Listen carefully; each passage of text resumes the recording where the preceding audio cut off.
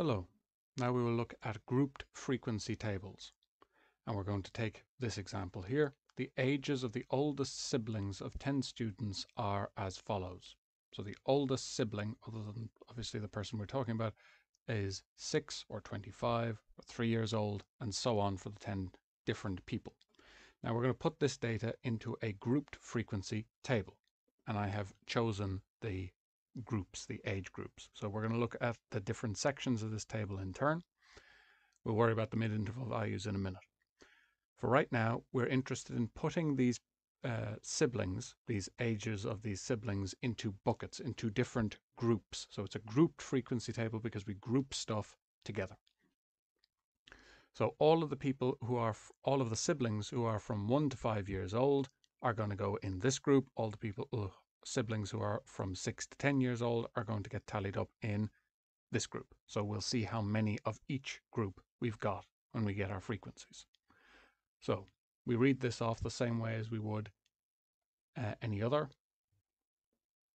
data sheet going into a table. We might underline each one of our pieces as we put them in. So 6 is the first person. So we have one person in the group 6 to 10. And we have another person at 25. So we have one person going in that group there. And we have one person who is 3. So we fill in there. 10. Another person in here. 4. We have another person in the 1 to 5 group. 12. 21. 17. 16. And another 10. And that gets us finished. That's all of them done. Now, I didn't go up to high enough numbers here to show you, but that we work with the tallies in groups of 5. So if we had a group where we got up to 4 people, we'd have our 4 sticks together. If we got a 5th person, we'd put a line down through and we'd now say we had a bundle of 5. So if we'd come across 5 people, say in the group 6 to 10, we'd have bundled them together. We'd know we have 5 people for our tally. And then the next person, if we had 6 people, we'd put another line down and keep counting up in bundles of 5 as we go across. That's how our tally system works. Now we've got our tallies. We go to them and we get our frequencies. So we had 2 people in this group. We had 3 people in this group, 1 person in this group, 2 people in this group, and 2 people in this group. Now, does that make sense? There's a check that we can do immediately here. We know that at the number of people in total, the frequency of all of these different groups must add up to the total number of people here. So we have 2 and 5 and 6 and 8 and 10. So there are 10 people altogether in these groups, and there were 10 people to start with. So this gives us confidence we didn't make a mistake. Now, what do you do with a grouped frequency table? Once you've done it, we could be asked to draw some graphs. Another thing that we might be asked to do is to get the approximate mean of our data set. So we're going to actually get both means. We have access to the original data, so we're going to get the true mean or the actual mean from the original numbers.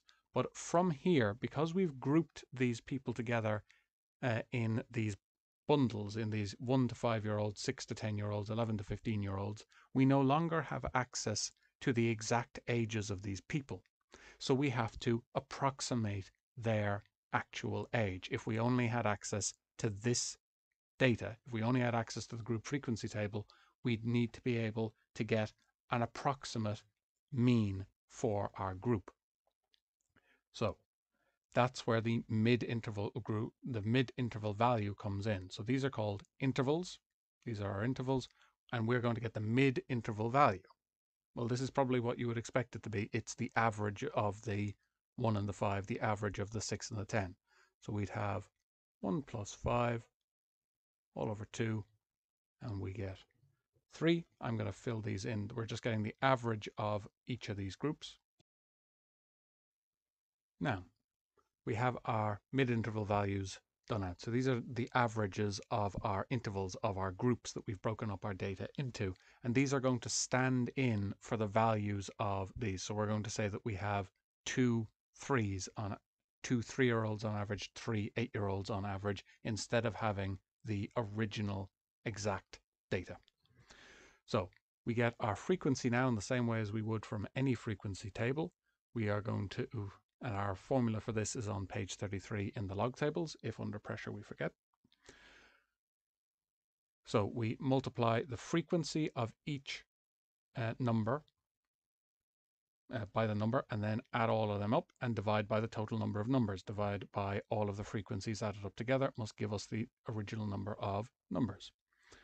So I'm going to start filling that in. So we have the frequency times our first group is represented by our 3-year-old, our average 3-year-old, average of our interval.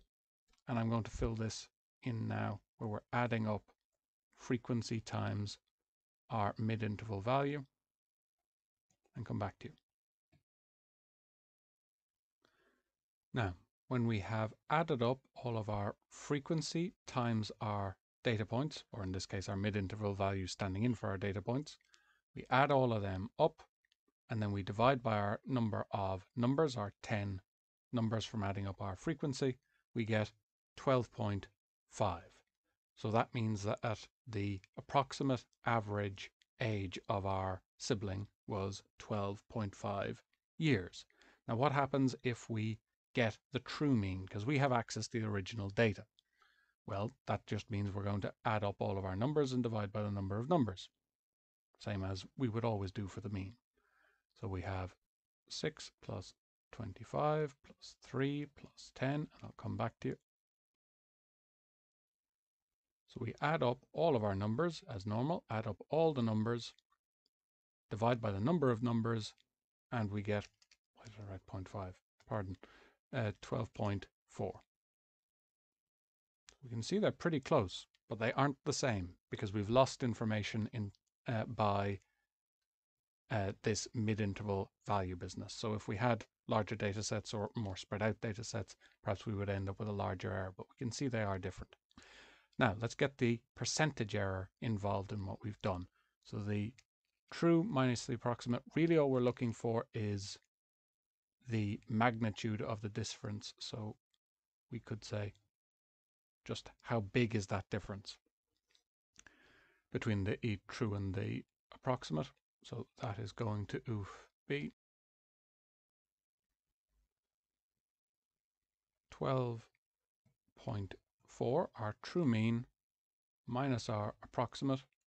It does not actually matter which way around you write this. You're only interested in how big the difference is between these two things. And then you must divide by the true value. We're just interested in the magnitude of that.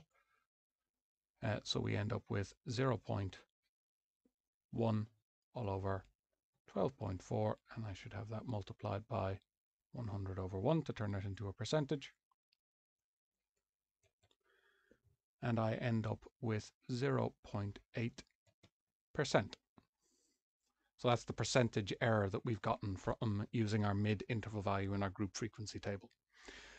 Last connected questions we might get on our group frequency tables, other than drawing a graph connected to them, would be the maximum possible range, the minimum possible range, and the modal age group. So maximum possible range, we know the range is the smallest number up to the biggest number. Well, what's the smallest possible number we could get here? Well, that would be 1, and the biggest possible number we could have here is 25. So our maximum possible range would be from 1 to 25. So we'd have our range would be 25 minus 1. Our maximum range would be 24. What would be our minimum possible range? Well, if we had a 5-year-old here, we had a 21-year-old here, then our minimum possible range would be from 21 to 5. And we would end up with 16 years for our range there. And then finally, what is the modal age group? Well, we know that mode means the most seen number, so the most seen group.